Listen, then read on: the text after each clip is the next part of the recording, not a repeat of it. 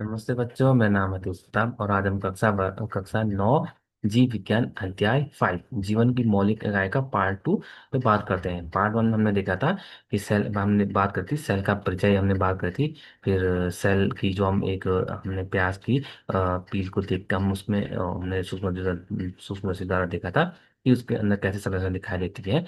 और फिर हमने बात करी थी कि जो मानव की जो मानव में विभिन्न प्रकार के जो सेल्स हो गया। ठीक है, फिर कुछ हम फेमस हमने डिस्कवरी के बारे में हमने बात करी थी। आज की वीडियो में हम बात करते हैं कोशिका किससे बनी होती है, कोशिका का संरचनात्मक संगठन क्या है, और प्लाज्मा झिल्ली। ठीक है, और प्लाज्मा झिल्ली क्या होती है, प्लाज्मा मेम्ब्रेन क्या है। फिर हम एक प्रक्रिया होती है डिफ्यूजन, ये क्या होती है। फिर अंतःप्राशन और बहिःप्राशन में क्या अंतर है, उस पर हम बात करते हैं। ठीक है, तो पिछली वीडियो हमने देखा था कोशिका के बारे में, हम देखा था। आज हम बात करते हैं कि कोशिका किससे बनी होती है, जो सेल है।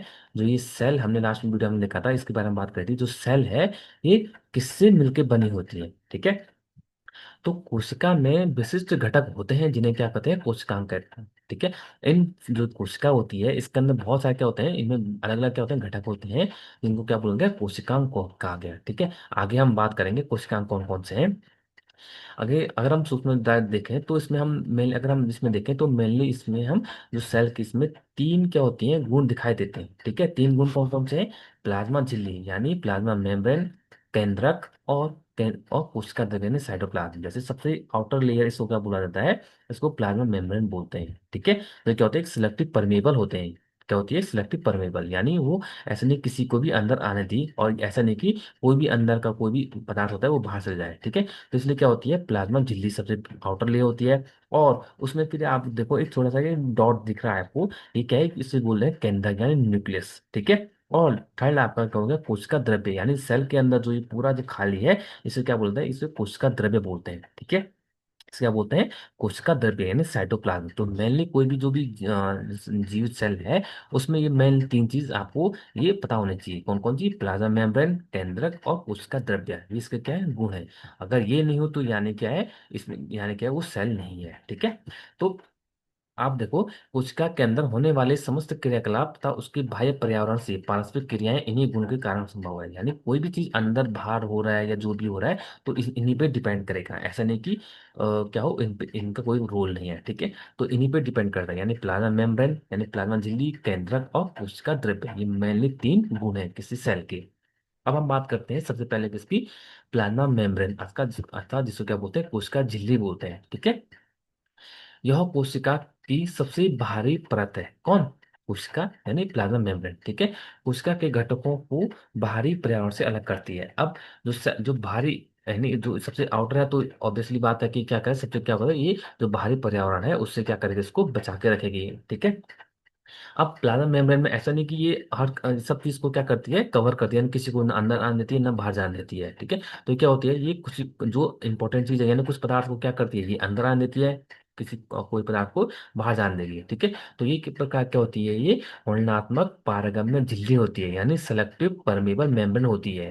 ठीक है, जो प्लाज्मा मेम्ब्रेन क्या होती है, किस सेल की जो प्लाज्मा मेम्ब्रेन होती है, वो उसका पहला लक्षण क्या है, सेलेक्टिव परमेबल मेम्ब्रेन होती है। यानी सेलेक्टिव मीन्स वो सेलेक्ट करती है कि कौन कोई पदार्थ किसको अंदर लाना है, किसको नहीं ले जाना है। ठीक है, तो उसी के लिए क्या वो सिलेक्टिव होती है, इसका ये पहला गुण होती है। ठीक है, अब कोशिका में पदार्थों की गति कैसे होती है, इस पर हम बात करते हैं कि कैसे उनकी गति होती है। ठीक है, ऐसे अब कुछ पदार्थ जैसे कार्बन डाइऑक्साइड हो गया और ऑक्सीजन हो गया, ये प्लाज्मा मेम्ब्रेन के आर पार विसरण प्रक्रिया द्वारा आ जा सकती है। यानी क्या होता है, डिफ्यूजन प्रोसेस होती है। डिफ्यूजन मीन्स इसमें कोई भी एनर्जी नहीं लगती है, आराम से क्या होती है, गैस का क्या होता है, ट्रांसफर होता है। ठीक है, और ये डिपेंड करता है किधर अगर कॉन्सेंट्रेशन पर, यानी यानी उसकी सांद्रता पर, जिधर ज्यादा होगा तो वो चीज क्या होगा, दूसरी तरफ क्या होगा, शिफ्ट दूसरी तरफ क्या होगा, ट्रांसफर होगा। तो इससे क्या होगा, विसरण प्रक्रिया होती है। जैसे इसमें कार्बन डाइऑक्साइड CO2 का हम एग्जाम्पल देखते हैं। यहाँ हम इसको समझते हैं। ये क्या है आपका, ये क्या है, लंग्स है। और लंग्स में आपको पता है ये क्या है, इसमें क्या होता है, कुपियां होती है जिनको क्या बोलते हैं, एलुलाई कुपियां बोलते हैं, जो इस प्रकार के इसमें दिखा एक की, अगर हम एक को हम देखते हैं तो ये क्या है, एलुलाई बोलते हैं इसको हम, ठीक है।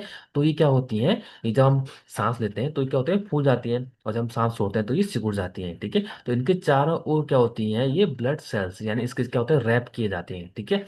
और इसकी अगर एक को हम देखते हैं तो इस प्रकार का आप दिखाई दे रहा हो आपको।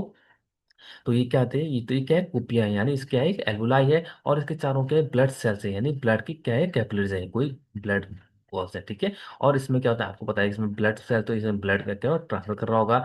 अब क्या होता है कि जो इस एल्वुलाई है, इसमें क्या होता है, कंसंट्रेशन यानी सांद्रता के अकॉर्डिंग होता है, यानी जिधर ज्यादा, अगर यहाँ अंदर अगर O2 ज्यादा, अब हम सांस लेते हैं तो क्या होता है, O2 क्या होती है, ज्यादा मात्रा होती है, तो क्या होती है, वो ज्यादा से कम की ओर ट्रांसफर होगी, ठीक है। और सेल में क्या होती है, सेल में तो यहाँ O2 कम होगी, यहाँ CO2 ज्यादा होगी। ज्यादा कैसे, जब हम सेल क्या होती है, कोई भी काम करती है तो जो वेस्ट, वो वेस्ट होता है, जैसे इसमें क्या होता है, CO2 वेस्ट होता है, ठीक है।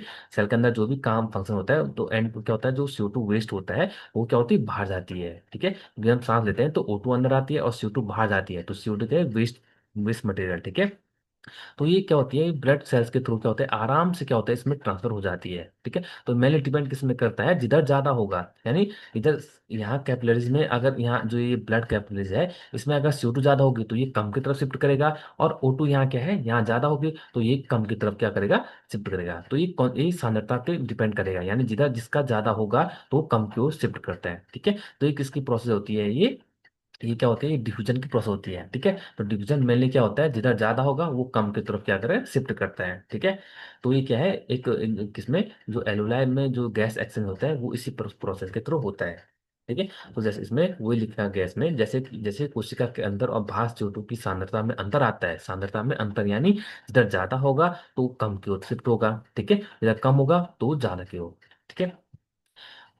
मतलब कि सांद्रता पर डिपेंड करेगा, यानी CO2 का कंसंट्रेशन, सांद्रता जिधर ज्यादा होगा तो वो कम की तरफ, और O2 का जिधर ज्यादा होगा तो वो फिर कम की तरफ शिफ्ट करेगा, ठीक है। तो इसी प्रकार की एक विसरण प्रक्रिया होती है इसमें, ठीक है। इसमें आराम से क्या होता है, सांद्रता पे डिपेंड करता है, और इसमें ट्रांसफर आराम से इजी होता है, यानी CO2 का सेल से एलुलाई में, और एलुलाई से जो O2 होता है वो सेल में क्या होता है, आराम से गैस का एक्सचेंज होता है, ठीक है। तो इसे क्या बोलते हैं, सिंपल प्रोसेस बोलते हैं इसको, ठीक है। तो इस ठीक इसी प्रकार क्या होता है, जल का भी विसरण होता है इसी प्रकार से, ठीक है। जल के अणुओं की गति जब विभेदक वर्णनात्मक पारगम्य झिल्ली द्वारा होता है तो उसे परासरण बोलते हैं, यानी ऑस्मोसिस बोलते हैं, ठीक है। जल के अणुओं द्वारा, ठीक है, जब किसी सिलेक्टिव परमेबल मेम्ब्रेन द्वारा क्या होता है, ट्रांसफर होता है, उसे क्या बोलते हैं, परासरण प्रक्रिया बोलते हैं, ठीक है। अब जो प्लाज्मा जो मेम्ब्रेन होती है, जल की जो गति होती है, जल में घुले पदार्थ की मात्रा पर डिपेंड करता है, के कारण जो प्रभावित होता है, यानी मरीन जल में घुले पदार्थ की, जल में जो घुला पदार्थ क्या है उस पर भी डिपेंड करता है। ऐसा नहीं कि वो क्या हो, जितना ज्यादा होगा उधर चले जाएगा, वो डिपेंड करेगा कि पदार्थ की मात्रा क्या है, ठीक है। प्राशन की क्रिया में जल का जो नेट जो विसरण होता है वो विवेदिक वर्णनात्मक पारगम्य झिल्ली द्वारा उच्च उच्च विलेय सांद्रण की ओर होता है, ठीक है। जिधर जिधर विलेय का सांद्रण ज्यादा होगा उधर क्या होता है। अगर हम एक एक्सपेरिमेंट करते हैं जिसमें जंतु कोशिका और पादप कोशिका को एक शक्कर या नमक के घोल में रखते हैं, तो उसमें हम क्या देखते हैं, तो ये आपको एक ऑस्मोसिस और डिफ्यूजन का इसमें दिखाया गया है कि जो डिफ्यूजन होता है वो सिंपल, यानी हाई, जिधर ज्यादा सांद्रता होगी वो कम की ओर शिफ्ट होगा, ठीक है। बट लेकिन जो ऑस्मोसिस होता है उसमें क्या होता है, एक सेमी बीच में क्या होता है, सेमी परमेबल मेम्ब्रेन होती है, वो क्या करती है, वो ये देखते हैं कि जिधर ज्यादा होगा, ठीक है, वो क्या होता है, यहाँ इधर क्या वाटर का मॉलिक्यूल कम है तो यहाँ से क्या होगा, यहाँ से वो इधर शिफ्ट होगा, ठीक है। ऐसे नहीं कि यहाँ से यहाँ शिफ्ट होगा, नहीं, क्यों, क्योंकि यहाँ जिधर ज्यादा होगा तो वो कम की तरफ शिफ्ट होगा। बट इसमें इसके बीच में क्या एक सिलेक्टिव परमेबल मेम्ब्रेन है, बट डिफ्यूजन में तो ऐसा कुछ है नहीं, ये तो सिंपल ही हो रहा है। ऑस्मोसिस में क्या होता है, एक सिलेक्टिव परमेबल मेम्ब्रेन होती है, इसी के कारण क्या होता है, इसी क्या होता है, जब वाटर का ट्रांसफर होता है हाई कंसंट्रेशन से लो सांद्रण की ओर होता है, तो इसे क्या बोलते हैं, ऑस्मोसिस बोलते हैं, ठीक है। तो हम बात कर रहे थे, जब सेल को जब किसी शक्कर या नमक के विलयन में रखते हैं तो क्या होता है, ठीक है। तो मेनली हम इसमें तीन तीन तीन प्रकार के हम क्या होता है, सॉल्यूशन होता है। एक को बोलते हैं आपको अल्प पराशरण दाबी विलयन, जिसे बोलते हैं हाइपरटोनिक सॉल्यूशन बोलते हैं, और दूसरे को एक को बोलते हैं समप्राशी सॉल्यूशन जिसे आइसोटोनिक बोलते हैं, और एक होता है अति पराशरण दाबी विलयन जिसे बोलते हैं हाइपरटोनिक सॉल्यूशन बोलते हैं, ठीक है। अब बात करते हैं हाइपरटोनिक सॉल्यूशन, यानी हाइपर ज्यादा याद रखो, हाइपर मीन्स ज्यादा, आइसो मीन्स बराबर हो गया, और हाइपो मीन्स कम। ठीक है, ये क्या है, प्लांट सेल है, जैसे इसमें आप दिखाई दिया एक प्लांट सेल है। जब ऐसा सॉल्यूशन हो जिसमें क्या हो, हाइपर, जिसमें क्या हो, अति प्रसरण दाबी विलयन, हाइपरटोनिक सॉल्यूशन हो। ठीक है, यानी जहाँ क्या होता है, जब जो ये क्या एक सेल है और इसके चारों जो ये क्या एक सॉल्यूशन है, किस प्रकार का सॉल्यूशन है, एक हाइपरटोनिक सॉल्यूशन है, अति प्रसरण दाबी विलयन है। ठीक है, जैसे नमक का घोल हो गया या फिर शक्कर का कोई घोल है। ठीक है, तो ये है, तब क्या होगा, तब क्या होगा, जब जब इसमें भी क्या होगा, ऑस्मोसिस होगी, जब इसमें क्या प्राशन होगा तो क्या होगा, जो वाटर का जो मूवमेंट होता है वो क्या होगा, अंदर से बाहर की तरफ होगा। क्यों?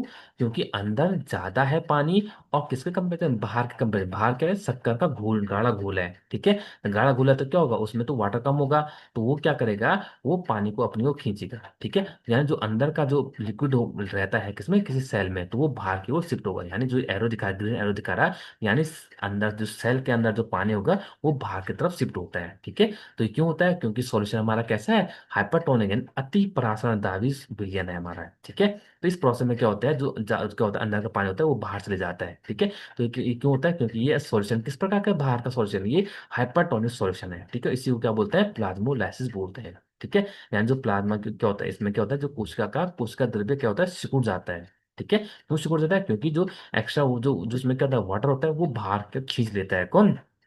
बाहर का जो गाढ़ा क्या होता है, जो विलियन होता है। ठीक है, शक्कर का जो या नमक का जो विलियन है वो कुछ खींच लेता है। अब दूसरा क्या है, दूसरा सॉल्यूशन किस प्रकार का है, आइसोटोनिक सॉल्यूशन है, यानी जितनी जैसे जितना भी अंदर वाटर का जितना अंदर है उतना ही बाहर भी, ऐसा सॉल्यूशन जिसमें इतना ज्यादा गाढ़ा नहीं है। ठीक है, यानी बराबर है। तो इसमें इस प्रकार में क्या होगा, इसमें जो जितना वाटर बाहर है, क्या होगा, वाटर का बाहर भी, बाहर से अंदर की ओर शिफ्ट होगा, और अंदर का बाहर की ओर शिफ्ट होगा। ठीक है, तो ये इस प्रकार से क्या होगा, जब इस प्रकार से क्या होगा, इसको बोलेंगे हम आइसोटोनिक, यानी समप्राशनदाबी विलयन। ठीक है, यानी जो ऑस्मोसिस की प्रोसेस होगी वो बराबर होगी, यानी वाटर का उतने ही बाहर जाएंगे उतने ही अंदर जाएंगे। ठीक है, और इसे क्या बोलेंगे, ढीली हुई कोशिका। तो जो सेल होती है वो क्या होती है, ढीली हुई होती है। ठीक है, नॉर्मल रहेगी। ठीक है, तो ये दूसरा सॉल्यूशन हो गया, यानी आइसोटोनिक, जिसमें क्या जो सॉल्यूशन है वो ज्यादा गाढ़ा नहीं है, नॉर्मल है। अब तीसरा एक सॉल्यूशन है जिसमें क्या है, हाइपोटोनिक सॉल्यूशन, हाइपोटोनिक यानी हाइपो मीन्स कम, और हाइपर मीन्स ज्यादा। ठीक है, जब जब गाढ़ा क्या है, गाढ़ा क्या है, विलियन है ये। अब यहाँ क्या है हाइपोटोनिक, यानी जिसमें क्या है, तनु विलियन है। ठीक है, तनु मीन्स पतला, यानी ज्यादा गाढ़ा नहीं है। तो इसमें क्या होगा, इस प्रकार में क्या होगा, इस प्रकार इस प्रोसेस में क्या होगा, जो ज्यादा भाग है पानी ज्यादा हो जाएगा। ठीक है, क्योंकि तनु विलियन है, तो इसमें जो वाटर होता है वो अंदर की ओर शिफ्ट होगा। ठीक है, क्योंकि बाहर ज्यादा है और अंदर क्या है, कम है, तो जो ऑस्मोसिस की प्रोसेस होगी, यानी प्राशन की प्रोसेस होगी, वो क्या होगी, बाहर से अंदर की होगी। तो इस प्रकार की प्रोसेस में क्या होगा, जो सेल होती है वो फूल जाती है, सेल क्या हो जाएगा, वो फूल जाएगा। ठीक है, तो ये तो इसी को क्या बोलते हैं, टर्जिट, यानी पानी के अवशोषण के कारण कठोर और खींची जाती है, यानी टर्जिटी बढ़ जाती है। ठीक है, तो ये क्या हो जाती है कि एकदम फूली हो जाती है। तो ये तीन प्रकार के हैं सॉल्यूशन, होते तीन प्रकार के हैं, आपको पता होना चाहिए। यानी यानी हाइपोटोनिक सॉल्यूशन, यानी जिसमें क्या होगा, आपका तनु विलयन होता है, और हाइपरटोनिक सॉल्यूशन जिसमें आपका कॉन्सेंट्रेट यानी सांद्र क्या हो, सांद्र विलयन होता है, और एक आइसोटोनिक जिसमें क्या होता है, नॉर्मल होता है। ठीक है, तीन अलग प्रकार का। अगर सॉल्यूशन आपका हाइपरटोनिक हो गया यानी सांद्र विलयन हो गया, तो उसमें जो सेल होता है, जो सेल का जो एक्स्ट्रा जो वाटर होती है वो बाहर की तरफ हो जाएगा, और जिससे क्या होगा, जब पानी चले जाए तो क्या होगा, वो धीरे धीरे क्या होगा, वो सिकुड़ने लग जाएगा। ठीक है, जिससे हम क्या हो, प्लाज्मोलाइसिस बोलते हैं।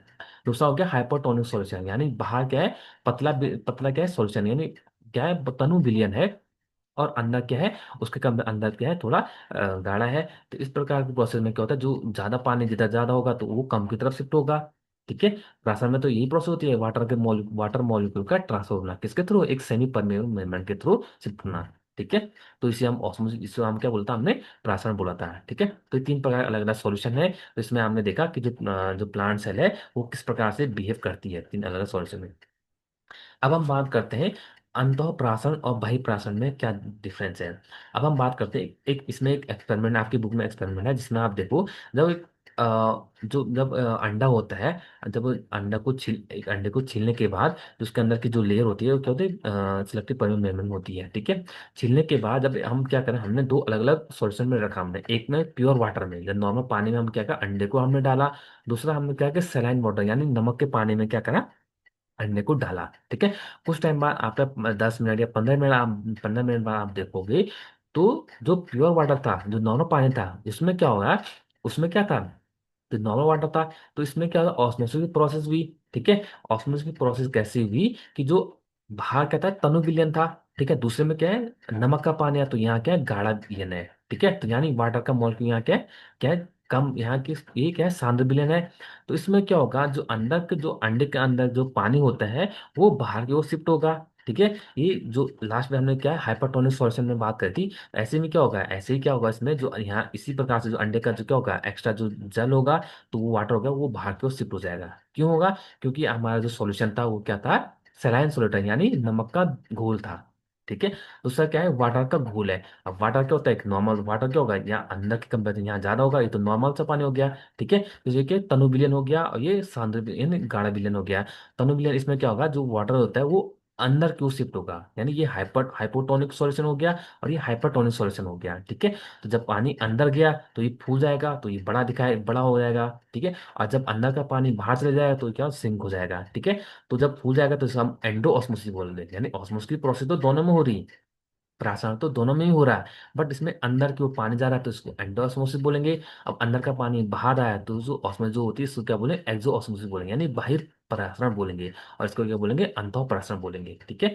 तो इस प्रकार से जो अंडा ये फूला हुआ दिखेगा और ये सिकुड़ा हुआ अंडा दिखेगा। ठीक है। अब एंडोस्मोसिस और इन रेजिन, यानी जो किस्मिस होते हैं उसमें भी हम एंडोस्मोसिस दे सकते हैं। जब हम जो किस्मिस होता है, जब उसको पानी में पानी में रखते हैं, तो जब हम सुबह देखते हैं तो वो फूला हुआ रहता है। क्यों, क्योंकि उनमें क्या होता है, एंडोस्मोसिस, यानी अंदर तो क्या हो गया, अंदर तो पानी कम है, बाहर ज्यादा है, तो बाहर से अंदर की ओर शिफ्ट होगा। ठीक है। तो बाहर से अंदर की ओर शिफ्ट होगा तो उसको क्या बोलेंगे, एंडो यानी एंडोस्मोसिस बोलेंगे। ठीक है। अंतः प्राशन बोलेंगे। ठीक है। तो ये क्या थी, ये कोई हमने देखा कि अंतः प्रसारण कब बोलेंगे, बाह्य प्रसारण कब बोलेंगे। बाह्य प्रसारण कब होगा, जब जो सॉल्यूशन होगा वो हाइपरटोनिक सॉल्यूशन होगा, यानी सलाइन सॉल्यूशन होगा, यानी सांद्र विलयन होगा। जब तनु विलयन होगा तब उस में क्या होगा, आपका एंडोऑस्मोसिस यानी अंतः प्रसारण होगा। ठीक है। तो दोनों में अंतर देख लिया। फिर हमने एंडोऑस्मोसिस की प्रक्रिया देखी, जिसमें जो किसमिस था वो कैसे अंतः प्रसारण की प्रक्रिया द्वारा कैसे फूल जाती है वो। ठीक है। फिर इसमें इसमें आपको ये देखो कि अब हम बात करते हैं कि जो प्लाज्मा मेम्ब्रेन होती है, उसमें ये देखो आप, जो प्लाज्मा मेम्ब्रेन होती है, जो प्लाज्मा झिल्ली होती है, लचीली होती है, और कार्बनिक अणुओं जैसे लिपिड हो गया या प्रोटीन की मिलकर बनी होती है। ठीक है। जो प्लाज्मा मेम्ब्रेन होती क्या होती है, वो कार्बनिक अणु जैसे लिपिड और प्रोटीन की बनी होती है। ठीक है। जैसा आप इसमें देखो आप, जो इस सेल है, ये क्या है, सेल है, इसमें आपको क्या न्यूक्लियस हो गया, और भी की कोशिकाएं पाए जाते हैं इसमें। ठीक है। तो आउटर लेयर क्या होती है, प्लाज्मा मेम्ब्रेन होती है। अगर हम प्लाज्मा मेम्ब्रेन की बात करें तो ये क्या होती है, ये प्लाज्मा मेम्ब्रेन की डबल मेम्ब्रेन बनी होती है। ठीक है। जैसे में दिखाया गया है, इसको फ्लूइड मौजूद मॉडल बोलते हैं प्लाज्मा, जिसमें आप फैट्स और प्रोटीन की क्या होती है, अच्छे से इसमें अरेंजमेंट होता है। ठीक है। तो ये तरल मौजूद मॉडल होते हैं किसकी, कोशिका की, यानी प्लाज्मा मेम्ब्रेन की। तो ये प्लाज्मा मेम्ब्रेन की लेयर है। एक कोशिका यानी एलिमेंट जीवन में दिखाऊं, तो ये हमने बात कर ली है। ठीक है। तो आज की वीडियो में हमने देखा कि कोशिका किससे मिलकर बनी होती है, और कोशिका के संरचना का संगठन क्या है। इसमें हमने मेनली इसमें तीन गुण जो हमने बताया था, प्लाज्मा मेम्ब्रेन हो गया, और न्यूक्लियस हो गया, और साइटोप्लाज्म हो गया। ठीक है। तो इसमें हम पहले आज हमने बात करी किसमें, प्लाज्मा मेम्ब्रेन, और उसके कुछ हमने क्या देखे, लक्षण देखे थे। फिर हमने बात करी थी कि डिफिजन क्या होता है, फिर एंडो और एक्सोस्मोसिस के बारे में हमने बात करी थी। आज की वीडियो में इतना ही। Thank you.